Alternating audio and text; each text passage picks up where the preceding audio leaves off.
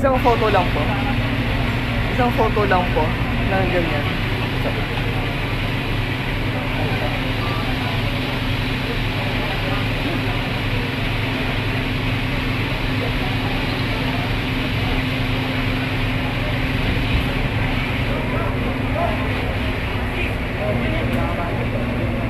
Ano? Bakit? Sino?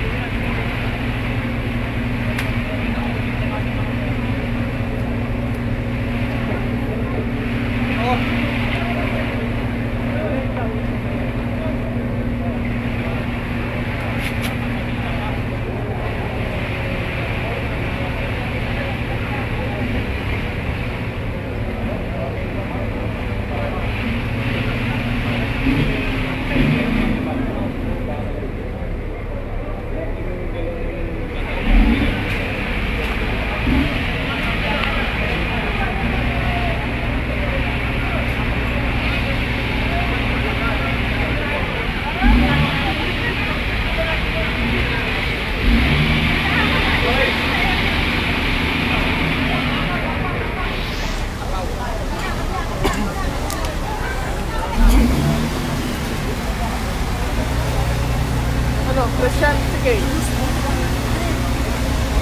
Pagkali boss, ay ni ano ni Silhouette. Saan? Andun na, kami tabi sila ni Mayor.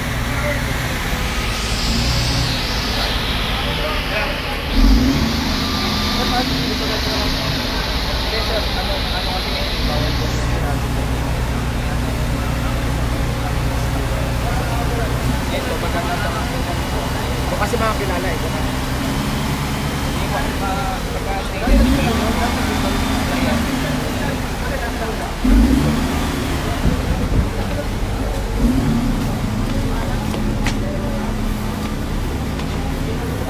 Excuse me po. Ito yung boss.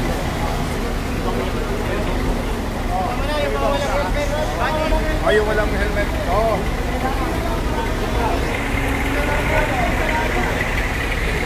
Boss, atras yung hindi kailangan dyan. Sige, pagsabihan mo, boss. Boss.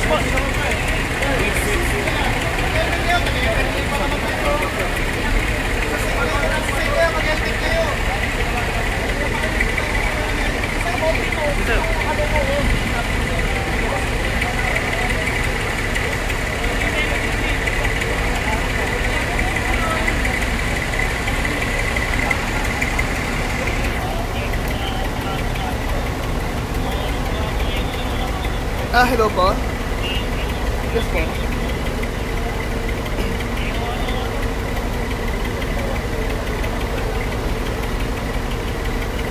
po. Yes po. Kasi ongoing po yung rescue. Text ko agad yung photographer namin na mag-send agad. Okay po? Yes po. Sige. Wait, okay lang. I-text ko siya agad ngayon na. May internet naman siya, so para masendan kayo agad. Okay? Okay lang yun.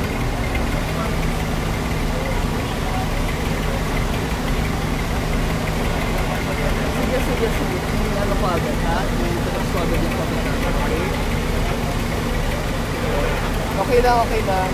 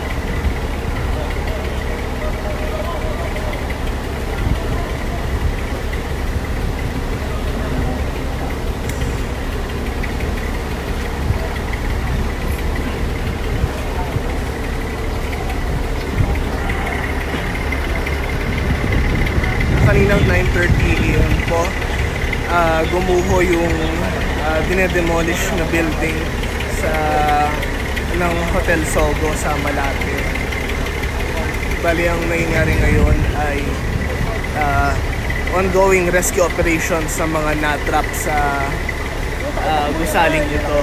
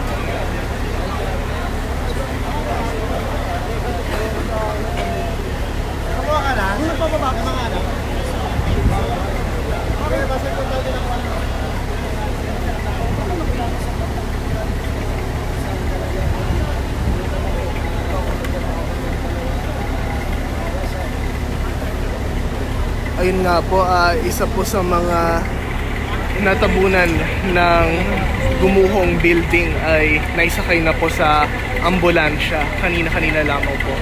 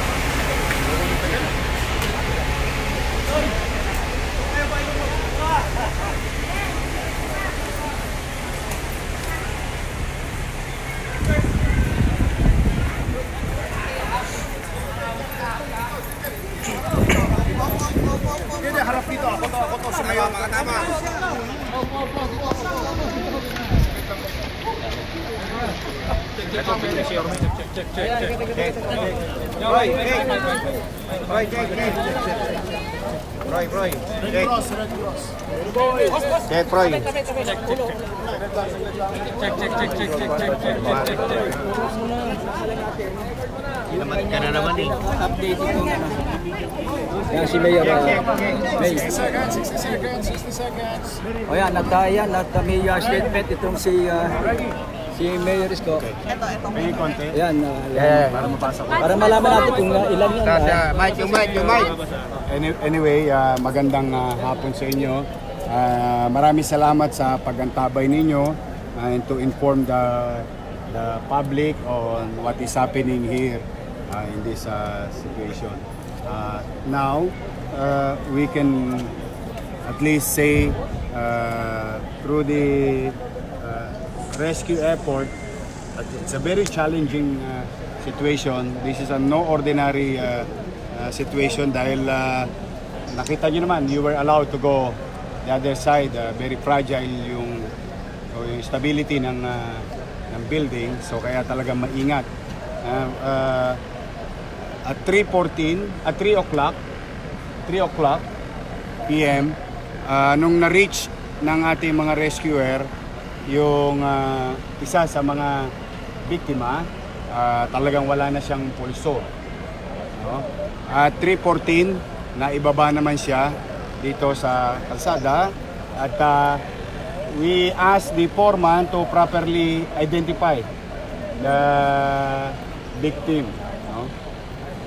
The one that you saw is Mr. Melo Ison.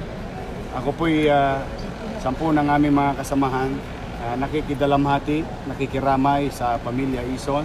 But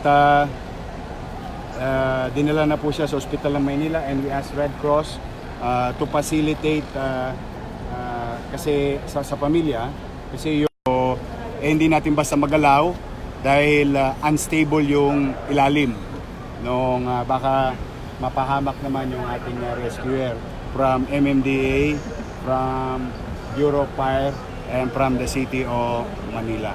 So, nalulungkot tayo sa ganitong uri ng aksidente. For now, I think the least thing that we can do is to address the family. Kaya nalulungkot tayo pero wala tayong magagawa.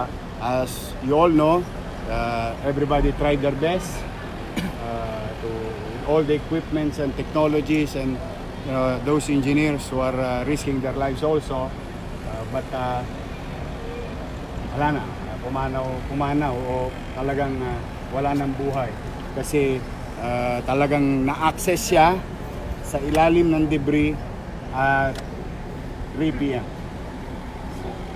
Tapos, sa awa naman ng Diyos, wala namang na-aksidenteng rescuer natin. They are all now on a safe situation.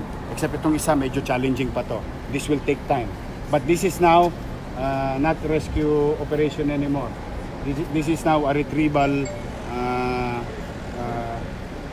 part of this situation. Because itong pangalawa na kukunin, siya yung unang nalapitan.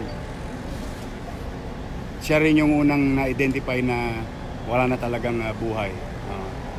So, we are very sorry to the family. Nakikiramayo kami ang lungsod ng Manila. Yes. So what is the name of this? Okay. Now, liability will come later. We'll find out. I will task the city engineering to find out if there is fault. For the meantime, we don't want to accuse anybody until may makita kaming pagkukulang sa part ng Sogo, marahil, or contractor ng demolition, marahil. But the documents are with the city engineering already and nire-request na kanina pang umaga. So investigations now will come in with regard to if there is liability to any halimbawa may liability sa part ng mga empleyado ng city government o may liability sa part ng Sogo as a private entity and another group which is the contractor of the demolition. So what is the reason for yung second sir na hindi ko makita Based sa foreman, there is about 22 workers kaninang umaga. As per witness report, 2 yung nandoon at yung isa most probably is si Mr. Jerome Pabello. Jerome Pabello. were you able to talk now with the management of the project? We are going to talk. As I have said kanina, we're really trying our best kung paano siya makukuha, kung buhay pa sila o hindi. Because nobody can identify kung buhay sila pareho except nung napasok na kanina yung area. Nung na-stabilize na yung weight na nakapatong sa kanila, katulad nung ginamit natin doon sa MMDA. So nag-express naman ng tulong yung may-ari? I would assume they should. Yes, yung isa na unang nailigtas, medyo stable na siya. Yung 19 unharmed naman, nakaalis sila. So, yun.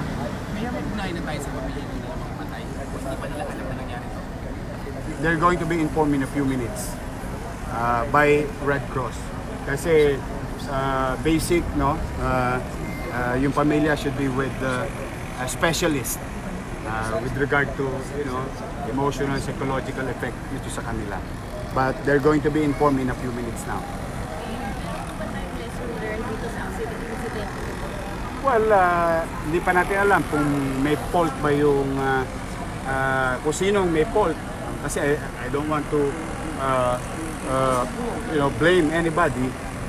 If there's one good thing, no, I know it's bad, but if there's one good thing about managing resources and logistical capabilities, natutuwa tayo na lahat nakipag-ugnayan. Immediately, in less than 10 minutes, we created advanced command posts and everybody participated. The national government, in this case MMDA and Bureau of Fire, and the city government. And we properly identify who's going to take the lead based on assessment. Like earlier, ang assumption natin is sana buhay sila. So, rescue operation ang approach noong una. But it seems talagang wala nang buhay. So now we are in a retrieval portion of the situation. We'll ask them. We'll ask them. Because the permit that they ask is for demolition. Siguro hindi ko alam kung gagawin ba nilang parking lot yan, gagawin ba ng gagawin pang another building. But if there's one lesson that should be learned by anybody, ang talaga naman nakakainis lang kanina, yung another Sogo branch adjacent to the building, the old Sogo building, did not even reacted swiftly in such a way to keep their clients on safety. Kung hindi ko pa napansin na may customer doon sa adjacent building, hindi pa nila alisin sabi ko sa kanila, bunutin bunutin yung ilaw para lumabas yung mga ayaw kasi bumangon Hindi, nakakalungkot lang na para bang we're trying to take it lightly. As you can see, tingnan ninyo sa kanan ko. Tingnan ninyo. Adjacent to that, there is a hotel. Sogo Hotel. And when we entered underground, ando doon pa yung mga ibang kliyente. As if nothing is happening outside. So I think that would be a lesson learned. Buti pa to, it's ano to? Eastern Manning. Ito, immediately they know what they're doing. Inalis nila yung mga empleyado nila. Hindi sila pinababalik hanggat hindi ligtas. Lumapit sa akin yung may-ari ng property, nagkonsulta, nakiayon sila.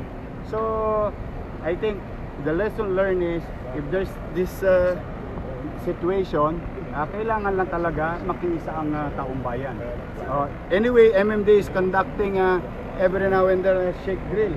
And this is the effect of, siguro, itong manning agency na to, may concept about shake drill or whatever trainings that the government is doing in preparation of, hopefully, wag naman mangyari, yung aberya, kaya they know what they're doing. But sadly, the same company, walang urgency.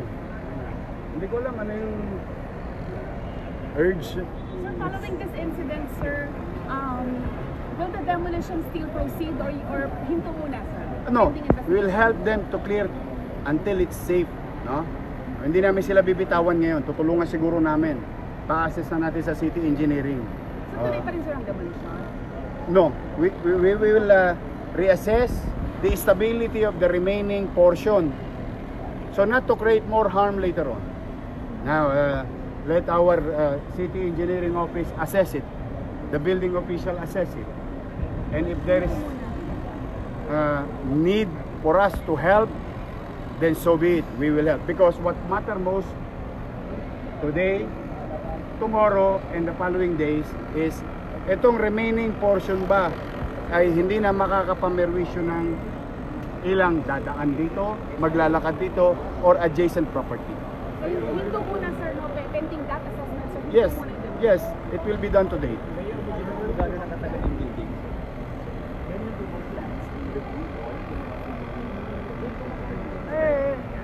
Well, that can be done also. I would assume they're following basic rules under the building code. No? Ayan naman ang assumption dyan. Depende sa rekomendasyon ng city engineering. We can reroute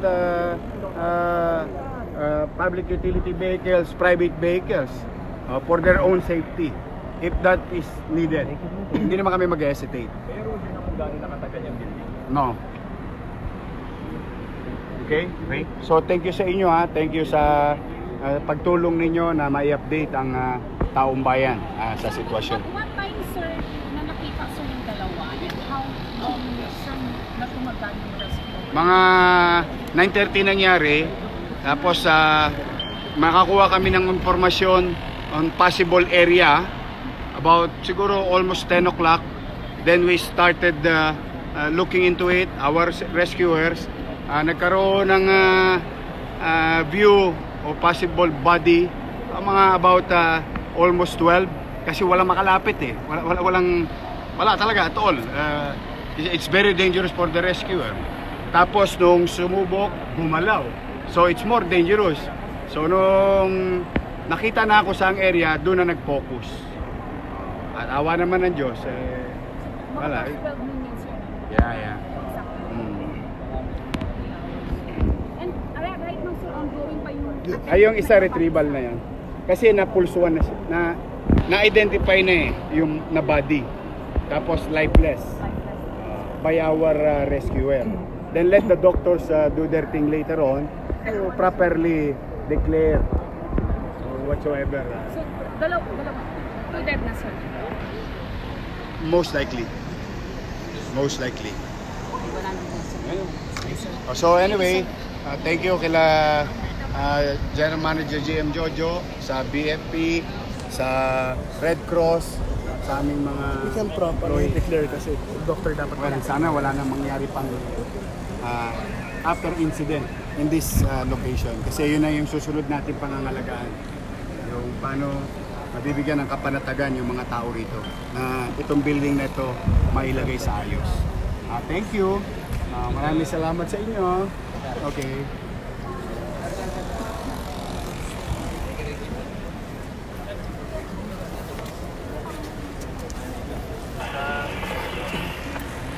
Power iPhone mo? Oo. Pa-charge mo na saglit. Nagsisend ako ng photo. Sir, pwede pa po bumalik dun sa likod? Okay. Pero hanggang doon lang. Hanggang doon. Yung